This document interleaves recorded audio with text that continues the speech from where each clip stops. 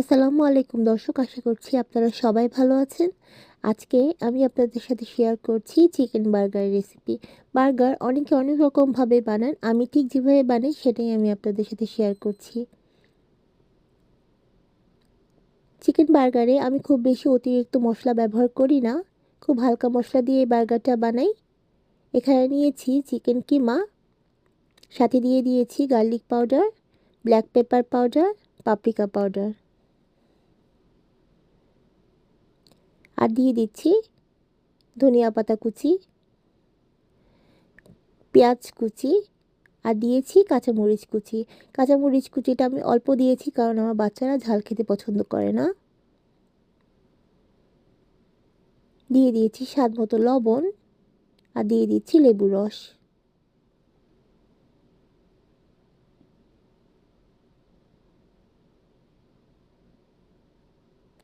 এবারে হাত দিয়ে সব কিছু ভালো করে মাখিয়ে নিচ্ছি।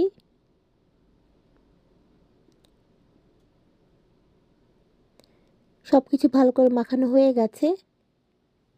এবার আমি এটাকে বার্গারের শেপ দিয়ে দিব।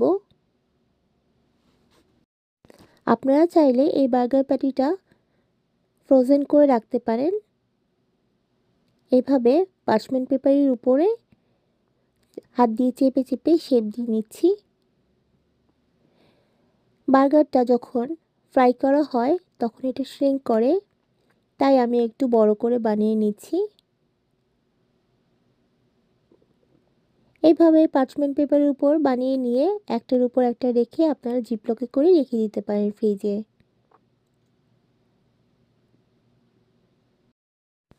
এবারে বার্গারের জন্য একটা সস বানিয়ে নিচ্ছি।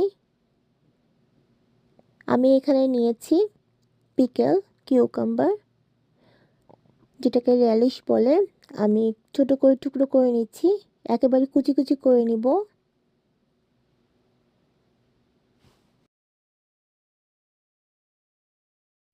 এবারে একটা বোলে আমি নিয়ে নিচ্ছি মেয়োনিজ, সাথে দিচ্ছি টমেটো কেচাপ, দিয়ে দিচ্ছি মাস্টার্ড পেস্ট, আর দিয়ে দিচ্ছি কুচি করে রাখা র্যালিশ। এবারে সব কিছু ভালো করে মিশিয়ে নিচ্ছি। আমার সব কিছু ভালো করে মিশিয়ে নেওয়া শেষ। আমার বার্গারের জন্য সসটা রেডি। এবারে বার্গারটা রেডি করে নিচ্ছি। এখানে অল্প করে একটু তেল দিয়েছি, তেলের পরিমাণটা একেবারেই অল্প দিতে হবে।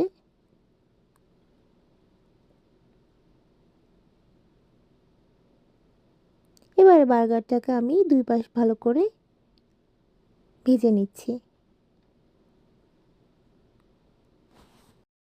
আমার বার্গারের প্যাটিটা ভেজে নেওয়া শেষ। এবারে আমি নিয়ে নিচ্ছি বার্গার বান। আমি সবসময় বার্গার বানে ব্রিওশ বান ব্যবহার করি কারণ ব্রিওশ বানটা আমাদের খেতে পছন্দ। এখন এই বার্গার বানটাকে একটু সেম যে প্যানটাতে আমি বার্গার প্যাটিটা ভেজে নিয়েছি সেখানে আমি একটু সেঁকে নিব। বার্গার প্যাটি, বার্গার বান সব কিছু রেডি। এবার বার্গারটা বানিয়ে নিচ্ছি। আগে যে সসটা বানিয়ে রেখেছিলাম বার্গারের জন্য সেটা দিয়ে দিচ্ছি।